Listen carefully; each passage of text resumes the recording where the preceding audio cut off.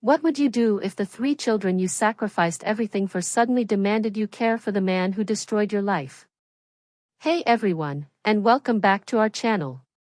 Before we dive into today's incredibly powerful story, I want you all to drop a comment and tell us where you're watching from. Are you tuning in from New York?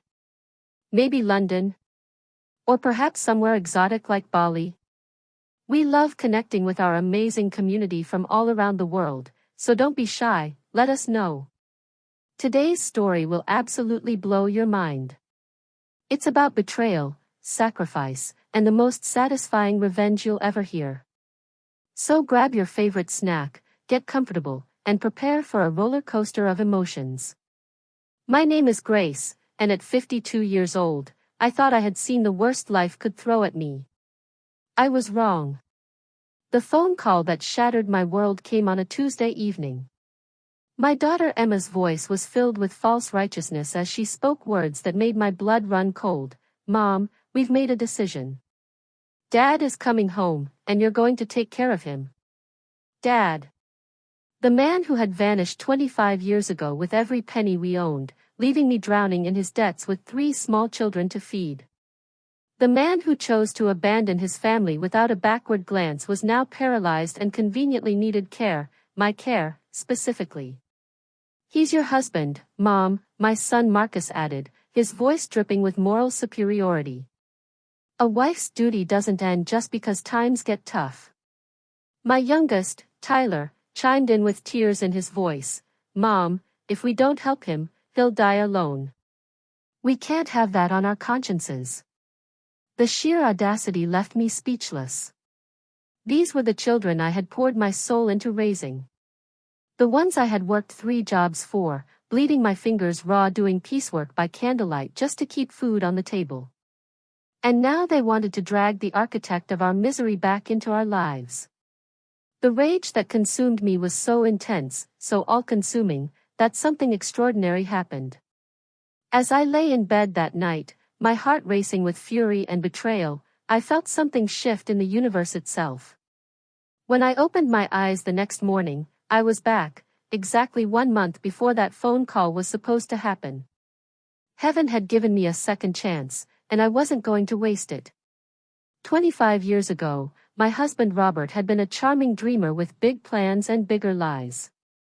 He convinced our neighbors and relatives to lend us money, thousands of dollars that represented fortunes to our working-class community. He spun tales about starting a business in the city, about opportunities that would make us all rich. Then one morning, he was gone. Along with him went our savings, the borrowed money, and any hope of the future we had planned together. What he left behind was a mountain of debt and 3 hungry children, Emma, 8, Marcus, 5, and little Tyler, just 2 years old. The debt collectors came immediately. Every person Robert had borrowed from was suddenly at my door, and the law was clear. As his wife, I was responsible for every cent. My life became an endless cycle of backbreaking labor. Days in the factory, nights doing piecework, weekends cleaning houses. I took any job, no matter how exhausting or humiliating. My eldest daughter Emma was brilliant, straight A's and dreams of becoming a doctor. But when it came time for college, she chose a 2-year teaching program instead. "It's faster, Mom," she said, trying to hide her tears. "I can start earning sooner to help the family." The boys weren't academic, so I scraped together money to send them to trade school. Marcus became an electrician, Tyler a plumber. Good, honest work that would keep them fed and housed. Slowly, painfully, I paid back every cent of Robert's debt. I raised my children alone, sacrificing my health, my youth, and any chance at love for their sake. Men had shown interest over the years, but I couldn't abandon my children the way their father had abandoned us. By the time they were all married with homes of their own, I thought the hardest part was over. I was wrong. This time, armed with knowledge of what was coming, I acted decisively. The morning after my miraculous return, I walked into the city's largest law firm with my head held high. "I want a divorce," I told the lawyer. My husband has been missing for 25 years without contact. The law was on my side. After 2 years of abandonment, I could get a divorce decree. Within a week, I held the papers that legally severed me from Robert forever. But I didn't stop there. I threw out my old phone and got a new number, one that I didn't share with my children or any relatives. If Robert tried to call me this time, he'd find nothing but dead air. Next, I did something I should have done years earlier. I started living for myself. I registered as a part-time cleaner on a housekeeping website. For the first time in decades, I had a job that was mine, money that I earned, and hours that belonged to me. The work was satisfying in ways I'd forgotten were possible. My clients appreciated my thoroughness, and word of mouth brought me more opportunities than I could handle. I started cooking for some families too, rediscovering my love for creating delicious meals, this time for people who valued my efforts. When Tyler came by expecting dinner as usual, I met him with a cold stare. "Why can't you cook something yourself?" I asked. "If you're so hungry, ask your wife instead of treating your mother like a servant."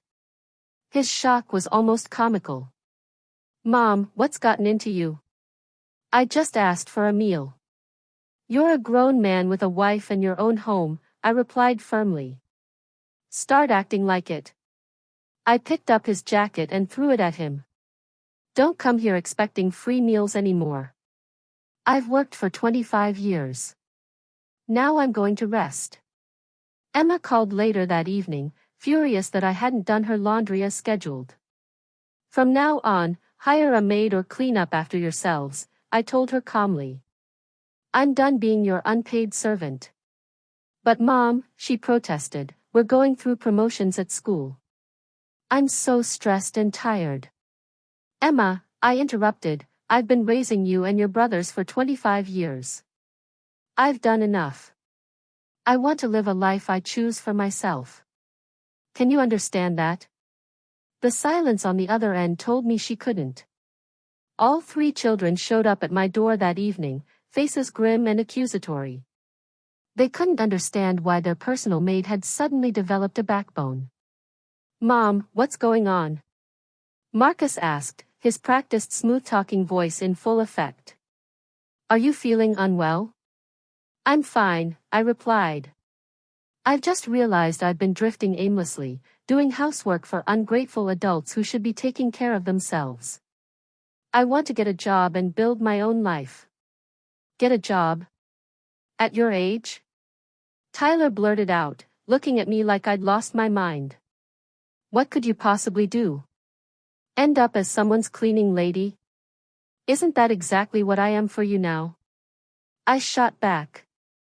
"The only difference is if I do it for strangers, I'll get paid." Their stunned silence was music to my ears. "If you stop helping us, our homes will be a mess," Tyler continued, his voice thick with indignation. "Are you saying you can't function without free labor?" I asked, my voice hardening. "You're grown men with wives. Figure it out." "Mom, if you go work as a maid, what will my students think of me?" Emma pleaded. "People will say we make our elderly mother do manual labor." "I'll be earning money with my own hands," I replied firmly.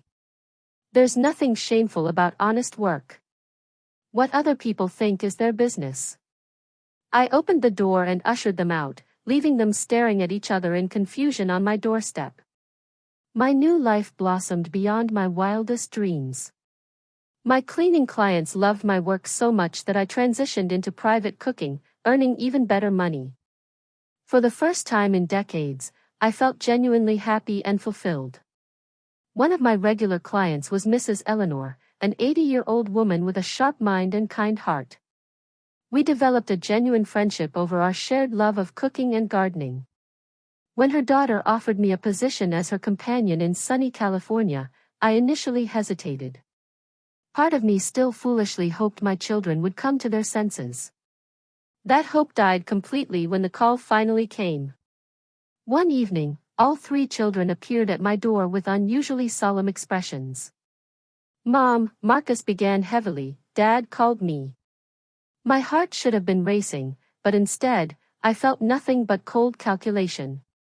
Robert? I asked, my voice devoid of emotion. Yes. I tested him with questions about our childhood.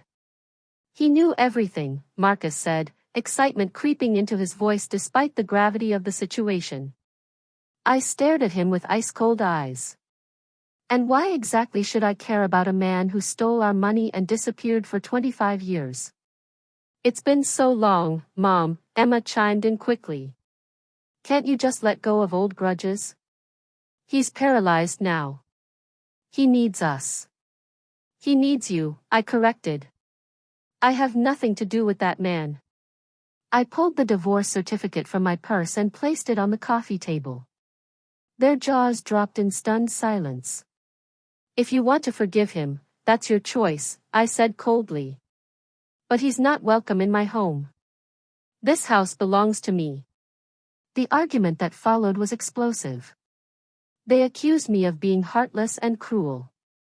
They couldn't understand how I could be so cold to the man who gave them life. That's when I called their spouses. Within an hour, my son-in-law and both daughters-in-law were in my living room, and I laid out the situation plainly. Their father is paralyzed and needs care. I'm divorced from him, so this is their decision to make.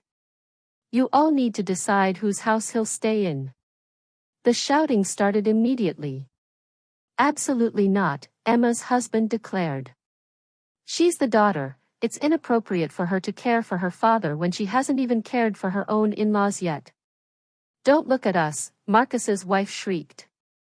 If you bring him into our home, we're getting divorced.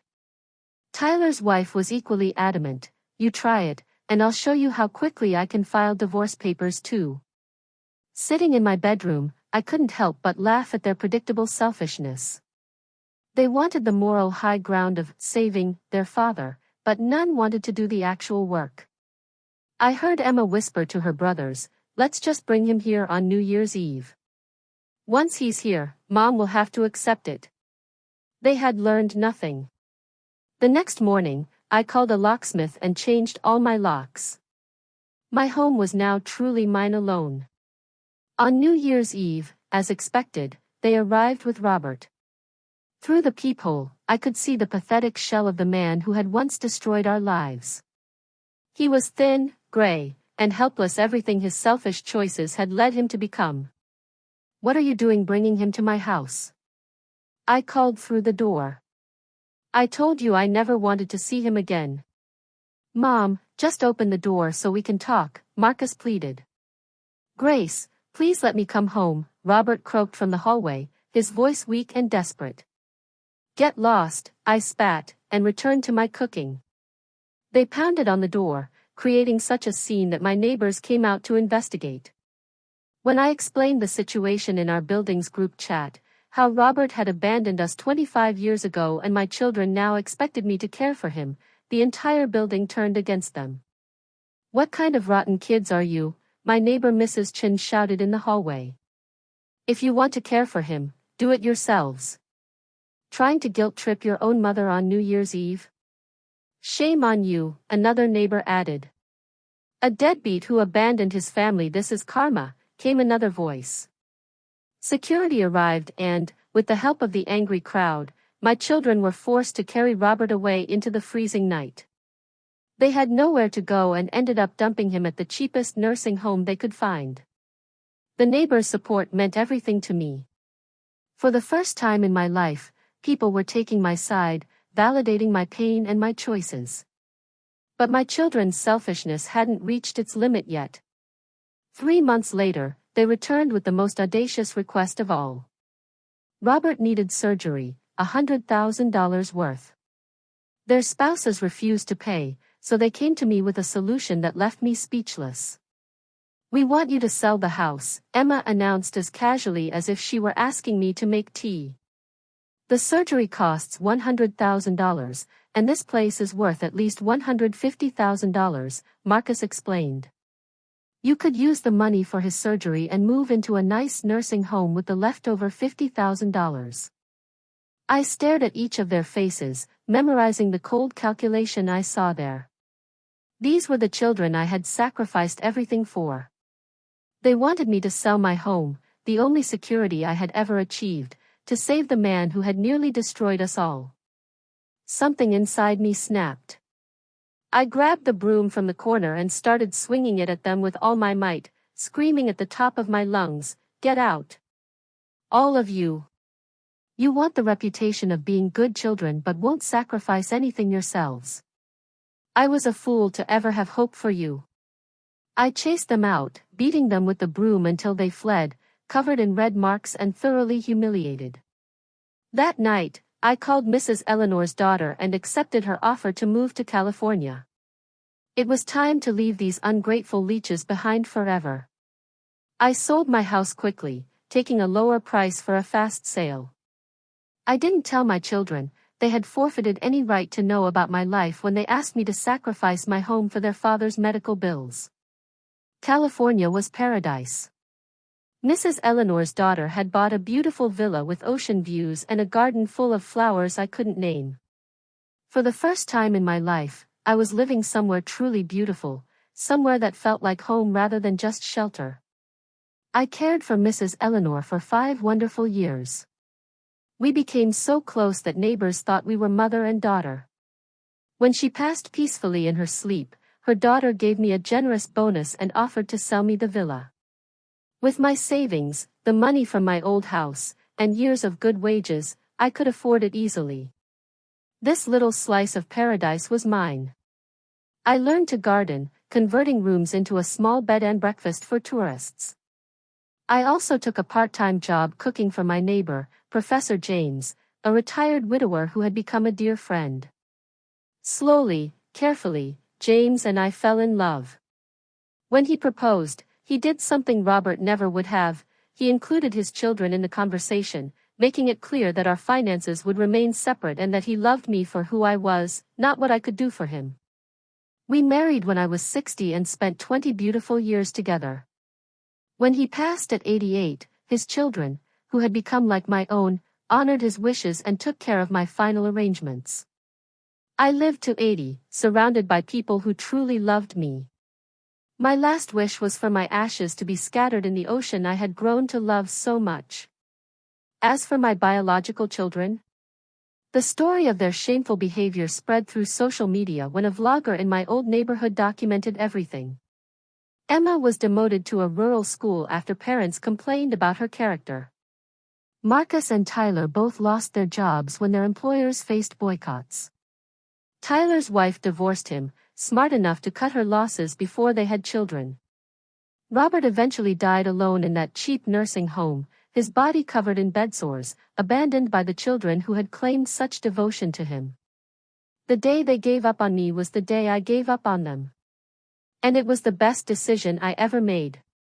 Sometimes you have to lose a family to find your real home. Sometimes the people who share your blood are the ones most willing to drain it dry. And sometimes, just sometimes, the universe gives you a second chance to choose yourself. I chose wisely the second time around. What an incredible journey, right? Grace's story shows us that it's never too late to stand up for yourself, even when it means walking away from toxic family members. The courage it took to choose her own happiness over decades of manipulation is truly inspiring. Now I want to hear from you. Drop a comment below and tell us. What would you have done in Grace's situation? Have you ever had to set boundaries with family members who took you for granted? What's the most difficult choice you've had to make for your own well-being? Don't forget to smash that like button if this story resonated with you, and subscribe for more incredible true life stories like this one. And here's something special: if you have a story you'd like to share with our community, drop it in the comments or send us a message. Your story could be featured in one of our upcoming videos. We believe everyone deserves to have their voice heard and their experiences validated. Share this video with someone who needs to hear Grace's message of empowerment and self-worth. Sometimes we all need a reminder that it's okay to choose ourselves, even when others call us selfish for it. Until next time, remember, you are worth more than being someone else's unpaid servant. no matter who they are or what they've convinced you that you owe them. Take care of yourselves, and we'll see you in the next video.